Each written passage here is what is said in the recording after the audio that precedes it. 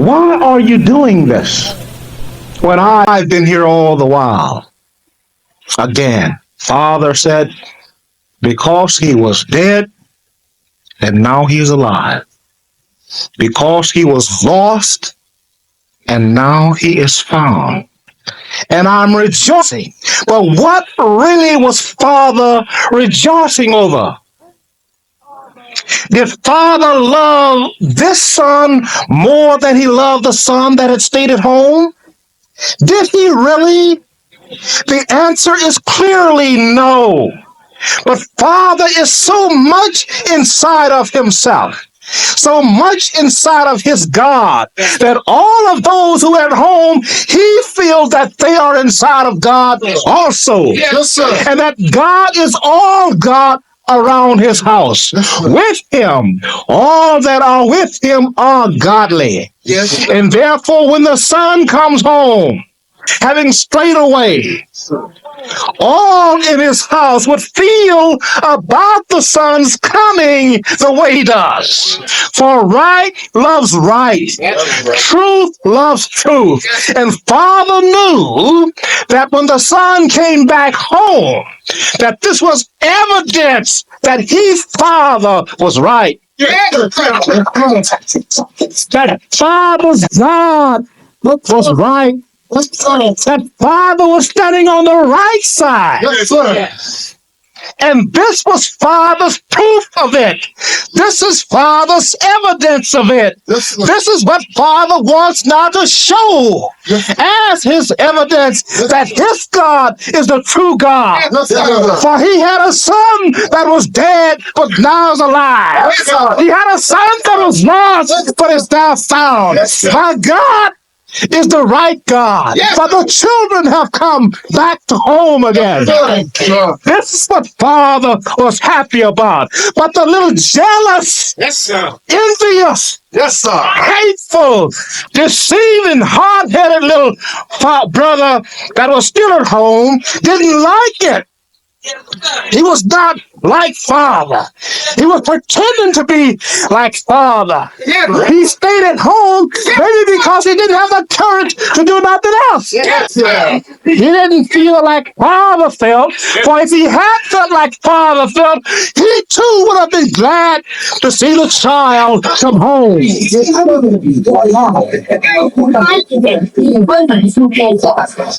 Because when the child come home, it said to him too, oh, I'm right. Oh, I made the right decision there with my Father. I made the right decision and stayed with my God. Oh, Father, let us love and make merry over our God because our brother has returned. Yes, sir. That's what this brother would have been saying. Yes, sir. Wouldn't he? Yes, sir. If he was a righteous man, if he were a truthful man, if he was a man like Father, Yes, sir. he would understand what Father is doing. Father rejoiced. Father made a big party. Father gave the boy shoes. Father gave the boy a ring. Father put a robe on his back. Son was jealous. He didn't like it. He didn't want probably to see the boy come back home. What's wrong? Why not? Today,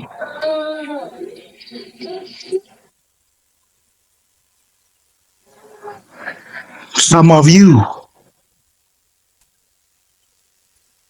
have come home. Yes, sir.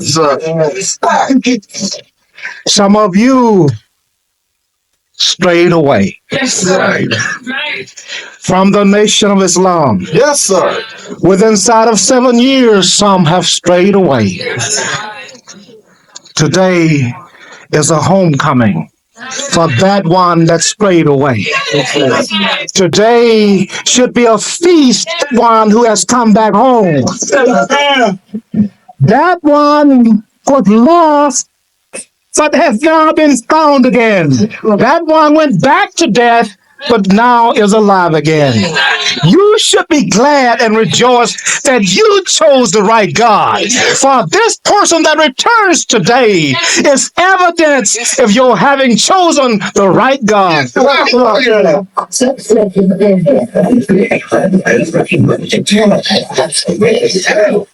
Therefore, you should make merry.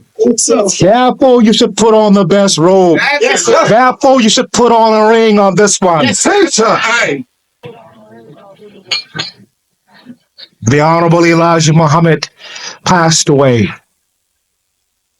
When the Honorable Elijah Muhammad passed away, some of our Muslim brothers and sisters passed away.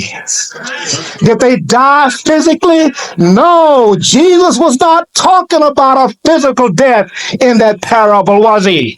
No one died physically in that parable. Jesus is talking about having strayed away, started drinking wine, smoking cigarettes, smoking reefer, sniffing coke.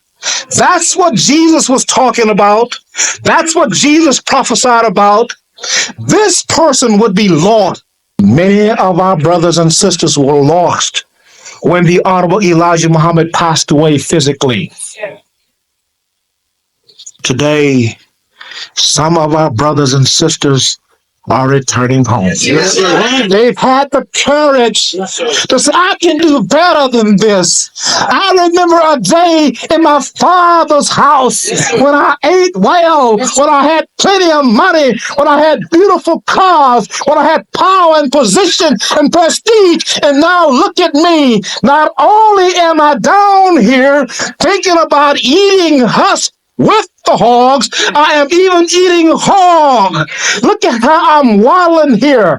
Let me get myself up. Some of them had the courage to get up and come home. That's right. Brother and sister, will you reject them? If you do, then you are not a part of me and of my God. For this one that returns home is evidence of the power of my God. Yes, sir. You are in Mecca. You are in Africa. In Africa, you were kings and queens of Africa. Plenty of wealth. But look at where you are now. Over here in a strange land. Having lost all of your wealth, your prestige. Down here waddling in this muck and mud. That's right. In a strange land. Serving a strange master. Aren't you? And Africa is rich many times over, isn't it?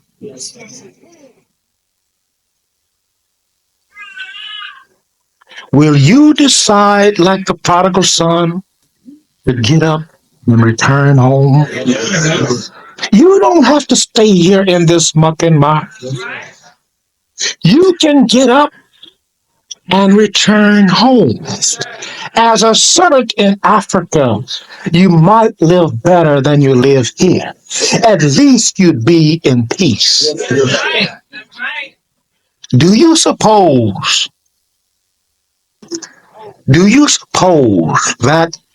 that prophecy or that parable in the Bible about the prodigal son going away from home, living in a strange land, do you suppose that that has anything to do with you? Has that any bearings upon your life? As often as you've heard the preacher teach this parable, did you ever consider the possibility that it may have a direct bearing upon you? Let's take a look at it. Some of you did leave the Nation of Islam, didn't you? within inside of the 7-year period, didn't you? Some of you did leave the Nation of Islam after the Honorable Elijah Muhammad passed away, didn't you?